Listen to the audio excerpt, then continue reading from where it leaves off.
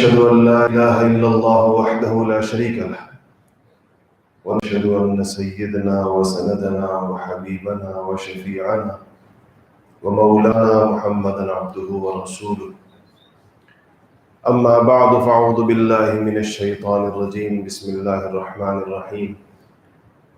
قال الله سبحانه وتعالى: شهر رمضان الذي أنزل فيه القرآن هدى للناس. وقال الله سبحانه وتعالى: يا أيها الذين آمنوا كتب عليكم الصيام كما كتب على الذين من قبلكم لعلكم تتقون. درود شریف پڑھیے گا.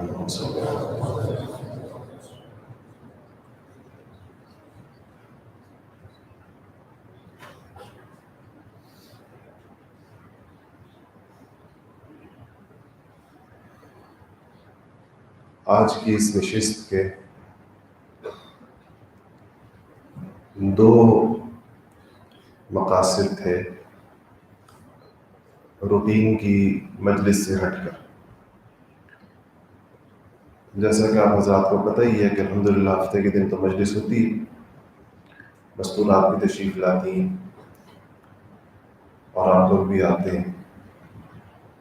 لیکن اس مجلس کے دو مقاصد اور بھی تھے. ایک تو یہ کہ انشاءاللہ 2 دن کے بعد رمضان المبارک آ رہا ہے، اللہ تعالیٰ ہمیں اس تک پہنچا دے عافیت کے ساتھ. اور دوسرا یہ کہ چیزیں ایسی ہیں جو ہمارے ان ساتھیوں کے لیے خاص طور پر ہیں جن کا اصلاحی تعلق ہے، اور مجھے اس بات کا بہت شدت کے ساتھ احساس ہوتا ہے کہ اصلاحی تعلق والے ساتھیوں کو اس تعلق کے تقاضے معلوم نہیں ہوتے، اس لیے اس کا فائدہ نہیں ہوتا جس طرح ہونا چاہیے. تو ان دونوں چیزوں پر مختصر سی بات ہوگی انشاءاللہ مجلس ہو. پہلی چیز جو فوری ہے اس پہ بات کرتے ہیں، اور وہ یہ کہ اللہ پاک کا انتہائی فضل و کرم ہے کہ ہمیں رمضان کے قریب پہنچا دی. اس بات کی تو ضمانت کسی کے پاس نہیں ہے کہ رمضان تک کون پہنچے گا، کیونکہ ابھی 2 دن باقی ہیں. ان 2 دنوں میں بھی لاکھوں لوگ دنیا سے رخصت ہوں گے، پوری دنیا سے مسلمان لاکھوں کی تعداد. اور یہ سارے وہ ہوں گے بیچارے جو رمضان کی دہلیز تک پہنچ گئے لیکن رمضان میں داخل نہیں ہو سکے. آج بھی آپ دیکھیں گے چاروں طرف بہت سارے لوگوں کا آج انتقال ہوا ہوگا، کل ہوگا، پرسوں ہوگا. اسی لیے نبی کریم صلی اللہ علیہ وسلم رمضان سے 2 مہینے پہلے یہ دعا مانگنا شروع کر دیتے تھے کہ اللہ ہمیں رمضان تک پہنچا دے، کیونکہ یہ ایک اپنی مغفرت کا ایک سنہری موقع انسان کو ملتا ہے. تو ایک تو ہم دہلیز تک پہنچ گئے ہیں. ہماری زندگی میں اس سے پہلے بہت سارے رمضان گزرے. جس نے جتنی زندگی گزاری ہے، جس کی جتنی زندگی ہے، اس میں بچپن کے 12-13 سال نکال دیجئے، اور اس کے بعد سے یہ سارے رمضان اپنی زندگی میں دیکھیں اور آئے ہیں اور گزرے ہیں. لیکن سچی بات یہ ہے کہ ہم اس رمضان کو وصول نہیں کر سکے. اس رمضان کے جو نتائج اور جو فوائد ہماری زندگیوں پر ہونے چاہیے تھے وہ نہیں مرتب ہو سکے. قرآن شریف میں احادیث سے واضح طور پر پتہ چلتا ہے کہ رمضان کا مہینہ اس لیے آتا ہے کہ انسانوں سے اللہ جل شانہ نے جس تقوی کا مطالبہ کر رکھا ہے، اللہ تعالیٰ کو جیسا تقوی انسانوں سے چاہیے اس کی راہ ان کے لیے آسان کر دی جائے. پورا ان کے لیے ایک ایسی فضا اور ایک ایسا ماحول بنا دیا جائے رمضان میں کہ وہ تقوی کا حصول جو عام دنوں میں مشکل کام ہوتا ہے، جس میں عام دنوں میں رکاوٹ زیادہ ہوتی ہے، اور یہ رکاوٹ ہوتی ہے ایک مسلمان کے لیے رکاوٹ کیا ہے؟ اس کا نفس ہے اور شیطان ہے. اور ان 2 رکاوٹوں کے ہوتے ہوئے انسان کے لیے ان درجات کا حصول مشکل ہوتا ہے جو عام دنوں میں، جو رمضان میں اللہ تعالیٰ آسان فرما دیتے. لیکن اگر انسان اس رمضان کو ویسے استعمال کرے اور ویسے اس کا ایک ایک لمحہ اس طریقے کے ساتھ گزارے جیسے کہ اس کو گزارنا چاہیے۔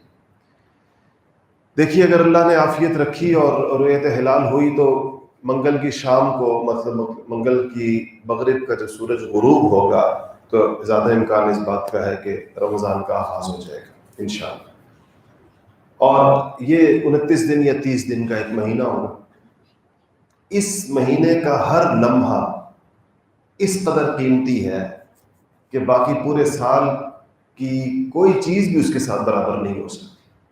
دیکھیں، اس سے بڑی بات کیا ہوگی کہ کہا گیا کہ اگر ایک انسان فرض روزہ چھوڑ دے کسی بھی وجہ سے اور پھر وہ بعد میں اس کی قضا کرنا چاہے، تو ویسے تو ایک روزے کی قضا میں ایک ہی روزہ رکھا جاتا ہے، اور جب بندہ وہ رکھ لیتا ہے تو اس کے ذمے سے فرض ساقط ہو جاتا ہے، لیکن فضیلت کا فرق اتنا زیادہ رہ جاتا ہے کہ حدیث میں آیا کہ اگر وہ باقی اپنی ساری عمر بھی روزے رکھتا رہے تو اس ایک روزے کی فضیلت کو نہیں پہنچ سکتا۔ ساری عمر، اگر کوئی 60 سال زندہ رہا ہے، کوئی 50 سال زندہ رہا ہے، یہ سارا دور کو صوم کی حالت میں گزار دے، اس ایک روزے کی فضیلت کو نہیں پہنچ سکتا جو رمضان کے مہینے میں انسان رکھے تو اس کو اللہ جل شانہ عطا فرما دے۔ پھر اس میں ایک تو بخشش کے وعدے ہیں اللہ تعالیٰ کے، اس میں ایک تو آسمان سے رحمتیں ہیں، برکتیں ہیں، پھر اس میں شب قدر ہے، اور اس میں فرض رمضان ہے، اس کا ایک اجر و ثواب ہے۔ یہ واحد ایک ایسی عبادت ہے کہ اللہ جل شانہ نے اس کے پورے اجر کو ناپ کر بتایا نہیں۔ باقی چیزیں جس طرح مقدار کے اندر، یعنی کوانٹٹی کے اندر اجر بتا دیا جاتا ہے کہ اتنی لاکھ نیکیاں ہیں، اتنی چیزیں ہیں، رمضان کے بارے میں اللہ جل شانہ کا فرمان یہ ہے کہ الصوم لی، کہ روزہ میرے لیے ہے۔ اور اب یہ سوال پیدا ہوتا ہے کہ پھر اس پر ملے گا کیا؟ تو فرمایا کہ بس اس کا اجر میں دوں گا، اور میں دوں گا کو لوگوں سے پر یہ چھوڑ دیا گیا ہے کہ وہ اس بات کو خود ہی سوچے کہ اللہ جل شانہ کے شایان شان اجر کیسا ہو سکتا ہے۔ اور ظاہر بات ہے کہ انسانی عقل اس کو نہیں پہنچ سکتی، کیونکہ حدیث شریف میں آتا ہے کہ جو جنت کی نعمتیں ہیں اس تک انسانی عقل اور انسانی دماغ اور انسانی سوچ کا اس پہ ادراک نہیں ہو سکتا، نہیں پہنچ۔ تو روزے کے اجر کو بھی اسی طرح چھوڑ دیا گیا، جس طرح نبی کریم صلی اللہ علیہ وسلم نے فرمایا حدیث قدسی کے اندر کہ اللہ تعالیٰ نے فرمایا کہ صائم کے لیے 2 خوشیاں ہیں، فرحتان ہیں۔ ایک فرحت اس وقت جب وہ افطار کرتا ہے، اس کو ظاہر بات ہے کہ اس کی جو روزے کی پیاس ہوتی ہے اور جو اس کی بھوک ہوتی ہے وہ ساری اس کی اس وقت ختم ہو جاتی ہے، تو ایک راحت اور ایک فرحت تو انسان کو ملتی ہے۔ دوسری فرحت کا فرمایا وہ ہوگی جو جب اللہ جل شانہ سے اس کی ملاقات ہوگی، اس وقت اللہ پاک اس کو دیں گے۔ وہ کیا ہوگی اس کی تفصیل نہیں بیان کی گئی۔ یہ روزے کے غیر معمولی اجر کی طرف، ان چیزوں کی طرف اشارہ ہے۔ تو ایک تو اجر ہے، اس میں بے شمار احادیث اس کے اوپر موجود ہیں۔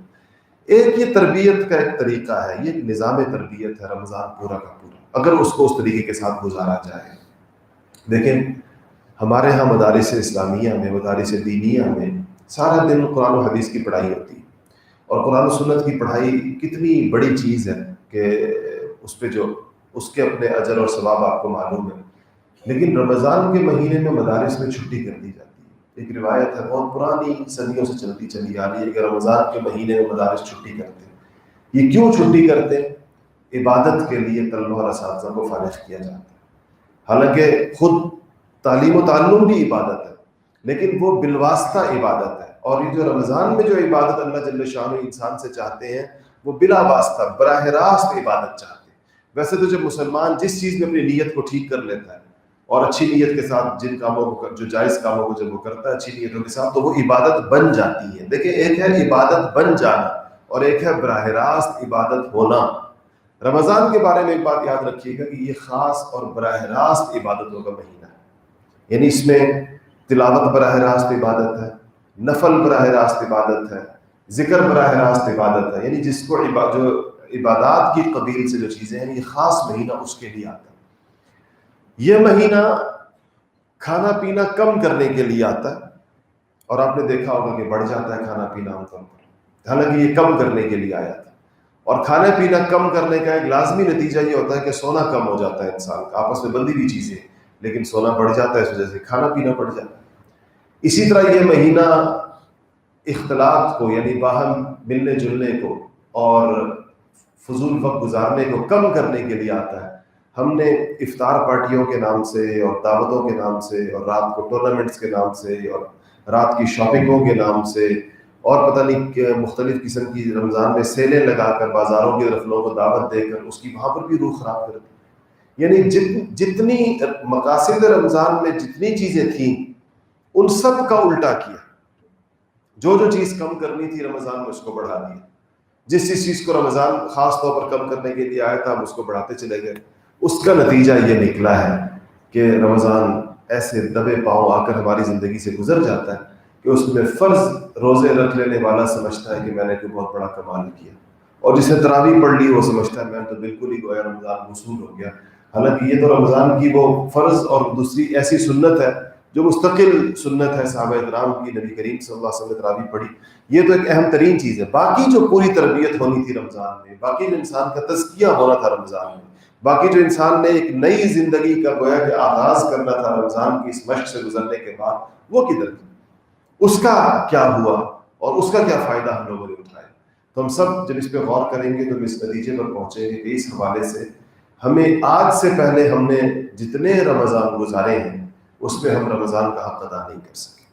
اس کی ایک بڑی بنیادی وجہ ہے, اس کی بہت بڑی وجہ یہ ہے کہ ہم نے ماحول نہیں بنایا. نہ ہمارے گھروں میں ماحول ہوتا ہے, نہ ہماری مسجدوں میں ماحول ہوتا ہے, نہ ہمارے محلوں میں ماحول ہوتا ہے.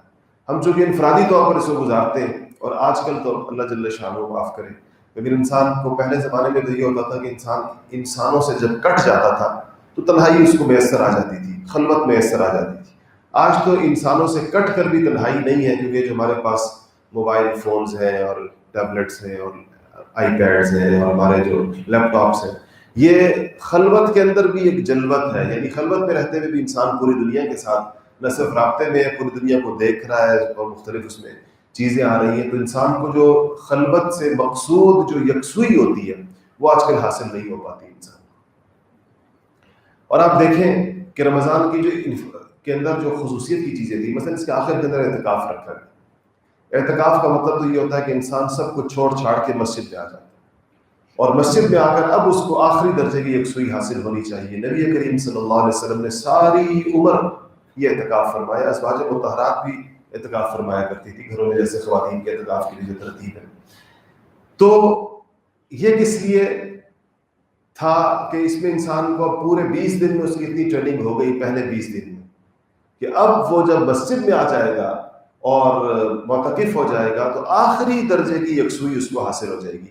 اسی لیے اعتکاف آخری عشرے کا مسنون ہے, ورنہ اعتکاف تو پہلے عشرے میں بھی ہو سکتا تھا اور دوسرے عشرے میں بھی ہو سکتا تھا. آخری عشرے میں اس کو اس طرح رکھا گیا کہ پہلے 2 عشروں میں انسان نے ایک مشق کر لی ہے, پریکٹس اس نے کر لی ہے. اب وہ آخری عشرے کو اعلیٰ ترین طریقے کے ساتھ استعمال کر سکتا ہے. پھر اسی آخری عشرے کی راتوں میں اللہ جل شانہ نے شب قدر بھی رکھ دی ہے تاکہ اس کو پورا کا پورا بہترین فائدہ جو اس انسان کو حاصل ہو سکتا ہے وہ حاصل ہو جائے. دیکھیں, ہمیں جس چیز سے نبی کریم صلی اللہ علیہ وسلم ایک منع فرما کر گئے تھے ان میں سے ایک چیز تھی طول الامل, لمبی امیدیں. لمبی امید کیا ہوتی ہے؟ لمبی زندگی کی امید. اس بات کا خیال کہ شاید میری زندگی میں اور بھی بہت سارے موقع آئیں گے, بہت سارے رمضان آئیں گے. اگر ہمیں اس بات کا استحضار ہو جائے کہ عین ممکن ہے, جس طرح میں نے کہا ابھی تو خیر رمضان تک پہنچنا بھی خدا جانے کس کی قسمت میں ہے کس کی قسمت میں نہیں ہے, اللہ ہم سب کو پہنچا دے. لیکن اگلے رمضان کی کس کے پاس گارنٹی؟ اگر اس رمضان تک ہم پہنچ بھی گئے تو اگلے کی ضمانت کس کے پاس ہے کہ اس کو ایک اور بھی نصیب ہوگا, ایک اور بھی اس کو ملے گا؟ یقیناً ایسا نہیں ہے. تو سب سے پہلی نیت جو ہمیں اس میں سب سے پہلی چیز جو کرنی چاہیے وہ یہ ہے کہ اس کو اپنی زندگی کا آخری رمضان سمجھیں. بس یہ سمجھیں کہ یہی آخری رمضان ہے میرے پاس, اور اپنی مغفرت کا, اپنے گناہوں کو معاف کرانے کا, اپنی ساری جو غفلت کی زندگی گزاری ہے, گناہوں کی زندگی گزاری ہے, اس سے اس کے اس پورے ڈیٹا کو ڈیلیٹ کرنے کا میرے پاس موقع ہے. کیونکہ اس رمضان میں بے شمار ہمارے پاس ایسی احادیث اور روایات اور خوشخبریاں موجود ہیں نبی کریم صلی اللہ علیہ وسلم کی طرف سے کہ رمضان جو ہے وہ پچھلا سب غفر ما تقدم من ذنبہ وما تأخر, یعنی کہ جو بندہ, کتنی واضح اور صحیح حدیث ہے کہ من صام رمضان ایمانا واحتسابا غفر له ما تقدم من ذنبه ومن قام رمضان ایمانا و احتسابا غفر له ما تقدم من ذنبه کا مطلب یہ ہے کہ آج سے پہلے اس سے جتنے گناہ ہوئے اللہ جل شانہ کو معاف فرما دیں گے. تو یہ اپنے آپ کو پاک اور صاف کرنے کا کتنا بڑا موقع ہے کہ بشرطے کہ انسان ایمان اور احتساب کے ساتھ روزہ بھی رکھے اور قیام تراویح بھی کرے اور ان 24 گھنٹوں کے اوقات میں سے زیادہ اوقات کو عبادت کے لیے استعمال کرے. اس کے لیے کچھ چیزوں کا، پہلی چیز جو میں نے عرض کیا کہ رمضان کو اپنا آخری رمضان سمجھے، ایک بات یہ ہوگی. دوسری بات یہ ہے کہ رمضان کا آغاز کس چیز سے کرے. جب شعبان کی یعنی جب منگل کے دن عصر کی نماز کا وقت ہو جائے تو انسان کو نہا دھو کر صاف ستھرا ہو کر پوری پاکیزگی حاصل کر کے اور اب کپڑے بدل کر مسجد میں مردوں کو آ جانا چاہیے اور خواتین کو گھروں کے اندر اس بات کی تیاری کر لینی چاہیے کہ اب رمضان کا استقبال ہونے والا، یعنی آج شام کو غروب کے وقت میں اس بات کا امکان ہے کہ رمضان کا چاند نظر آ جائے. تو پہلی چیز یہ کرنی چاہیے کہ چاند دیکھنے کا اہتمام کرنا چاہیے. اپنے مرد جو ہے وہ مسجد کی چھتوں پر سے، تاکہ ان کو اگر گھر قریب ہے تو گھر کی چھت پر سے بھی دیکھ سکتے ہیں کہ جس سے چاند نظر آنے کی جو جگہ ہو. یہ ایک خاص سنت ہے اور اس کا کہا گیا ہے باقاعدہ. ہمارے یہاں اس کو بالکل ہم نے چھوڑ دیا ہے اس چیز، یہ تو اس کے چاند دیکھنے کا ایک اہتمام ہو. اور دوسری چیز جو اس کے ساتھ خواتین جو ہے وہ گھروں کی چھتوں کے اپنے اگر پردے کی چھت ہے تو وہ بھی دیکھ سکتی ہیں جا کے چاند کو. یہ بھی ایک رمضان کے استقبال کی ایک صورت اور ایک شکل جس میں گویا کہ آپ اس کے ہمیں اللہ تعالیٰ کے سامنے اس کے انتظار اور اس کی طلب کی خواہش کو دکھانے کا ہمیں انتظار ہے. ہمارے نزدیک اہمیت ہے. ایسا نہیں کہ ہمیں پتہ ہی نہیں کہ رمضان آیا، جیسے کوئی بڑا گھر کے اندر جو مہمان آتا ہے جو بہت آپ کے نزدیک قابل قدر ہو تو آپ اس کے لیے کیسے تیاریاں کرتے ہیں اور کیسے انتظار کرتے ہیں، اس کے لیے دروازے پر نکلتے ہیں. کچھ مہمان ایسے ہوتے ہوں گے جن کے لیے آپ گلی کے اندر نکل کے کھڑے ہو جاتے ہیں اور کچھ مہمان ایسے ہوتے ہیں جن کے لیے آپ لمبا سفر طے کر کے جاتے ہیں. میرے شیخ، میرے مرشد جب تشریف لاتے ہیں اسلام آباد میں، اپنے ساتھیوں سے کہتا ہوں کہ تقاضا دل کا اس بات کا ہوتا ہے کہ جا کر موٹر وے کے انٹرچینج کے اوپر جا کر میں ان کو وصول کروں اور وہاں کھڑا ہوں ان کے لیے. تب بھی یہ لگتا ہے کہ جیسے مہمان کی جو اکرام ہے اور جو ان کی جو قدردانی ہے وہ ہم سے نہیں ہو سکی. تو جب انسان قدر جس کی دل کے اندر ہوتی ہے تو انسان کے استقبال میں اس کے آثار نظر آتے ہیں. اب رمضان کی قدر اگر ہمارے دل میں ہے تو رمضان سے ایک دن پہلے سے ہمیں اس کی طلب ہونی شروع ہوتی ہے، اس کی کوئی تیاری ہوتی ہے. اور ایک تیاری اس طرح عرض کی یہی ہے کہ انسان نہائے دھوئے اس سے اور خوشبو لگائے، کپڑے بدلے اور شام کو اس کے بعد اور جو اس کی اثر آتی ہے اس میں مسجد میں آ جائے اور دعاؤں میں مشغول ہو جائے. اللہ تعالیٰ سے مانگے کہ یا اللہ ایک بہت بڑی چیز تیری ایک عطا اور تیری بخشش، تیرے آسمان کے دروازے کھلنے والے ہیں اور رحمتوں کی بوچھاڑ اور رحمتوں کی ایک برسات ہونے والی ہے. تو اپنے فضل و کرم کو نچھاور کرنے والا ہے مخلوق پر. یا اللہ ایسا نہ ہو کہ رحمت کی اس برسات کے اندر میں محروم رہ جاؤں، کوئی میرے ایسے گناہ نہ ہو، میرے اوپر کوئی ایسے وبال اور نحوست نہ ہو کہ سارے لوگ تو اس سے تر بتر ہو جائیں، سارے لوگ تو اس رحمت میں کہ بارش میں بھیگ جائیں، میں ویسے کا ویسا سوکھا کھڑا رہ جاؤں، میں ویسے اس کو وصول ہی نہ کر پاؤں. اس بات کا خدشہ ہوتا ہے یا نہیں ہوتا؟ ہر انسان کو اس کا ڈر ہونا چاہیے، نہیں ڈر ہونا چاہیے. خدا جانے پچھلے رمضان جو ہم نے گزارے ہیں اس میں ہم نے ہمارے اوپر بھی کوئی بوند پڑی مغفرت کی، اللہ کی رحمت کی اور اللہ تعالیٰ کی بخشش کے وعدوں کی یا نہیں پڑی، ہمیں کیا پتہ اس بات. تو یہ انسان اللہ تعالیٰ سے خاص طور پر اس سے پہلے مانگے. رمضان جب داخل ہو جائے تو چند چیزوں کا اہتمام پورے رمضان میں بہت زیادہ کرنا چاہیے. ان میں سے ایک تو یہ ہے، فرض روزہ تو سب کو معلوم ہے. تراویح کے بارے میں یاد رکھیے گا کہ 2 سنتیں ہیں تراویح کی الگ الگ، دونوں کو پورا کرنا چاہیے. ایک سنت ہے تراویح میں الف لام میم سے لے کر والناس تک پورا قرآن سننا لفظاً لفظاً، کوئی لفظ اس میں سے رہ نہ جائے، کوئی حرف اس میں سے رہ نہ جائے، پورا قرآن شریف سننا تراویح کے اندر یا پڑھنا یا سننا، یہ ایک سنت ہے. اور رمضان کی ہر رات کے اندر تراویح پڑھنا، چاہے قرآن پاک ختم ہو جائے، ہو سکتا ہے قرآن پاک 15 دن میں آپ ختم کر دیں، 20 دن میں کر دیں، 22 دن میں کر دیں، 25 دن میں کر دیں، اس کے بعد بھی جو راتیں رہ گئی ہیں ان راتوں میں بھی تراویح پوری پڑھنا، 20 رکعت پوری تراویح پڑھنا جو مسنون ہے. یہ ایک اہتمام ہے تراویح کا، یہ تو کرنا چاہیے لازماً، یہ تو سنت موقدہ کے قبیل سے. دوسری چیز جو رمضان میں اس کے ساتھ کرنی چاہیے وہ یہ کہ 4 نوافل ہیں جن کو رمضان میں اہتمام کے ساتھ پڑھنا چاہیے نمازوں میں، کم سے کم 4۔ مغرب کی نماز کے بعد 6 رکعت صلاۃ الاوابین، سحری کے سے پہلے یا اس کے بعد تہجد کی رکعتیں۔ تہجد کی رکعتیں بہتر یہ ہے کہ 12 پڑھی جائیں، 12 رکعتیں، اور 12 نہ ہو تو کم سے کم 8 ضرور انسان پڑھے، 8 رکعتیں پڑھ لیجیے، ویسے 12 پڑھنا زیادہ بہتر ہے، دونوں ثابت۔ اس کے بعد ہے اشراق کی نماز، جو عام طور پر رمضان میں اس لیے رہ جاتی ہے کہ فجر کی نمازیں چونکہ بہت پہلے ہوتی ہیں تو فجر کے فوراً بعد لوگ سوتے ہیں تو اٹھ جاتے ہیں۔ اس کے بعد ہے چاشت، کسی کو بہت زیادہ مصروفیت و مسئلہ تو چاشت اور اشراق کو اکٹھا بھی کر سکتا ہے، کہ وہ یہ تقریباً اشراق کے 1.5 گھنٹے کے بعد چاشت کا وقت شروع ہو جاتا ہے، جو گھنٹہ 1.5 گھنٹہ رہتا ہے، بلکہ زوال تک پڑھی جا سکتی ہے، زوال سے پہلے پہلے تک۔ تو یہ 4 نوافل ہیں جس کا رمضان کے 30 دنوں میں پابندی کے ساتھ اہتمام کرنا چاہیے۔ اس کا فائدہ کیا ہوگا؟ یہ نہیں کہ صرف رمضان میں کرنا چاہیے، اس کا فائدہ یہ ہوگا کہ انشاءاللہ اللہ تعالیٰ سے امید ہے کہ جو شخص رمضان میں اس کا اہتمام کرے گا، جس کے مواقع ہوتے ہیں، تو اللہ نے چاہا تو اس کو رمضان کے بعد ساری عمر کے لیے اس کا اہتمام نصیب ہو جائے گا، ساری عمر کے لیے اس کی زندگی کے اندر یہ چیزیں داخل ہو جائیں گی۔ تیسری چیز رمضان کے اندر جو بہت کثرت کے ساتھ جس کی ضرورت ہے وہ ہے تلاوت قرآن۔ شہر رمضان الذی انزل فیہ القرآن ھدی للناس وبینات من الھدی والفرقان۔ قرآن کو رمضان کے ساتھ ایک خاص مناسبت ہے، اللہ نے اسی لیے نزول قرآن کے لیے رمضان کے مہینے کو پسند فرمایا۔ خوش قسمت لوگ ہوتے ہیں، خواتین بھی بعض خوش قسمت ہوتی ہیں، کثرت کے ساتھ تلاوت کرتی ہیں۔ شیخ الحدیث مولانا محمد زکریا صاحب رحمۃ اللہ علیہ ہمارے دادا پیر ہیں، میرے شیخ کے شیخ، فرماتے ہیں کہ میری دادی صاحبہ کا معمول تھا رمضان میں روزانہ 40 سپارے پڑھنے کا، ایک قرآن ختم کرتی تھی اور 10 سپارے اوپر سے پڑھتی تھی، 40 سپارے، حافظہ تھی بڑی زبردست قسم کی۔ شیخ کی ساری بیٹیاں، فرمایا میری بیٹیاں جو ماشاءاللہ ساری کی ساری قرآن کی حافظہ ہیں، وہ گھر کے سارے کام کاج کے ساتھ اور 20 اور لوگوں کی افطاری کی تیاری کے ساتھ، مہمان بڑی کثرت کے ساتھ ہوتے تھے، اس کے ساتھ ساتھ ان سارے کاموں کے ساتھ ساتھ 20 سے 25 سپارے قرآن کے آرام سے پڑھ لیتی ہے۔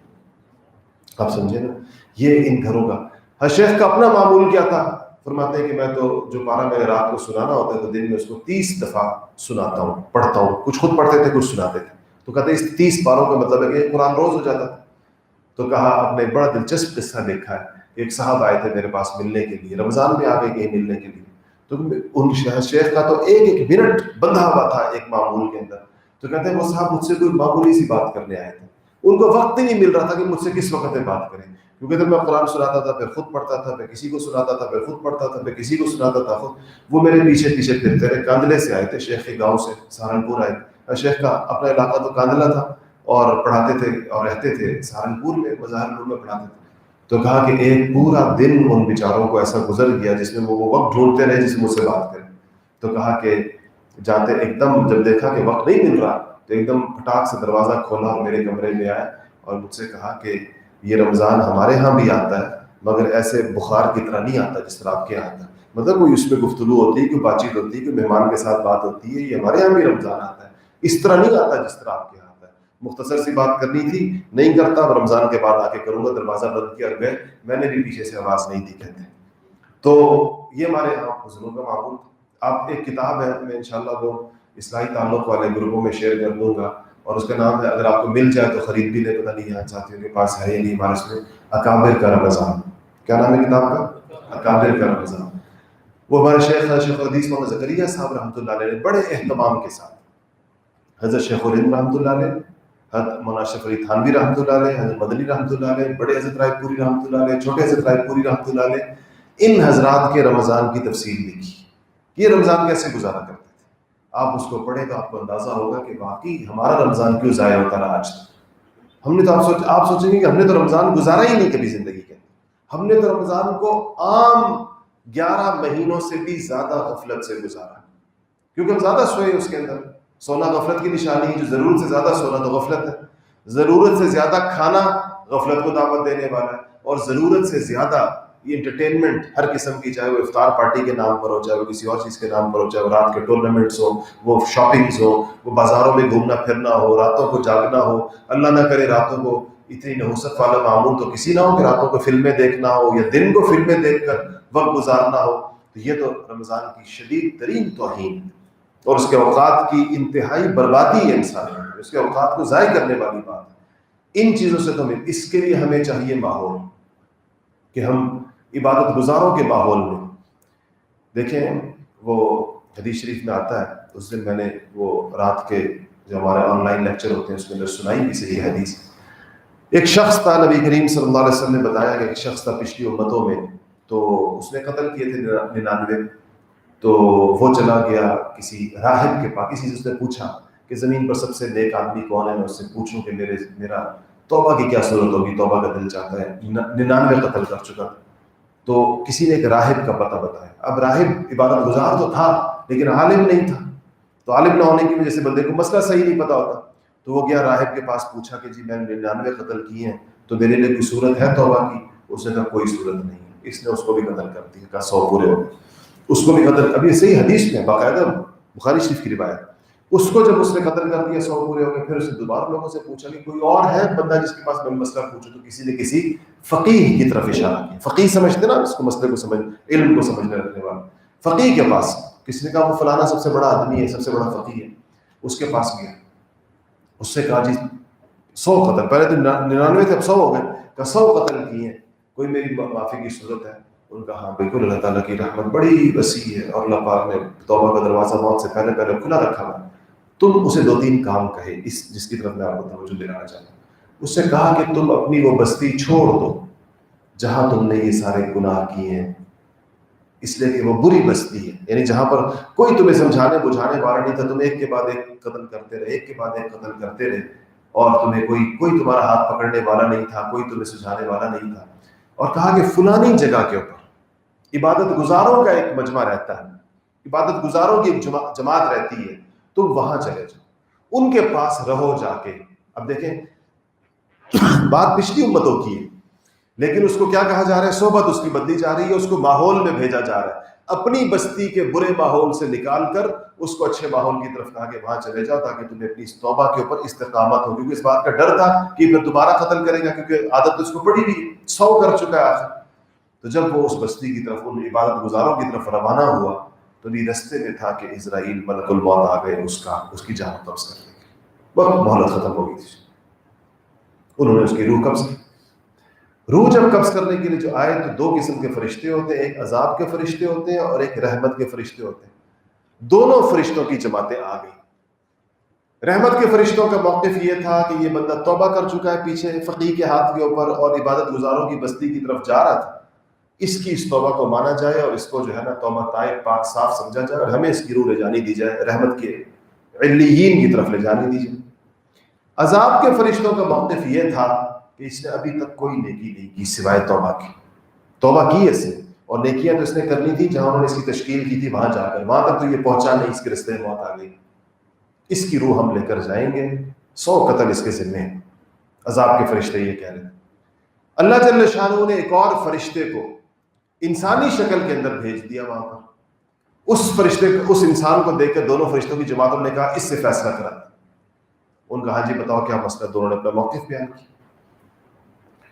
تو انہوں نے کہا کہ اس فرشتے نے اللہ کے حکم سے فیصلہ کیا، کہا کہ زمین ناپ لی، اگر فقیہ کے پاس سے لے کر جہاں اس کی روح قبض ہوئی ہے یہ جگہ زیادہ ہے تو عذاب کے فرشتے اس کو بے شک لے جائیں، اور اگر توبہ والی جگہ کی طرف اس کے قدم زیادہ بڑھ گئے ہیں تو پھر یہ رحمت کے فرشتے اس کو لے جائیں۔ یہاں سے روایتیں 2، ایک روایت میں حدیث 2، ایک حدیث میں تو یہ ہے کہ جب ناپا کیا تو اس طرف والی زمین جو تھی نا، یعنی جو عبادت گزاروں کی طرف والی، وہ 1 بالشت کم تھی، یعنی یہ زیادہ فاصلہ زیادہ ہو گیا تھا، تو رحمت والے فرشتے کامیاب ہو گئے۔ دوسری روایت میں یہ ہے کہ زمین کو اللہ تعالیٰ نے حکم دیا، اس طرف والی زمین کو جو اس نے طے کر لی تھی اس زمین کو کہا گیا کہ وہ پھیل جائے، اور جس طرف کی زمین باقی تھی جو سفر اس نے کرنا تھا اس حصے کو حکم دیا کہ سکڑ جا تھوڑی سی، اور جب ناپی گئی تو وہ اس کی طرف والی زمین جو ہے وہ ظاہر ہے کم نکلی، اور یہ طے ہوا کہ بندہ زیادہ قریب آ گیا تھا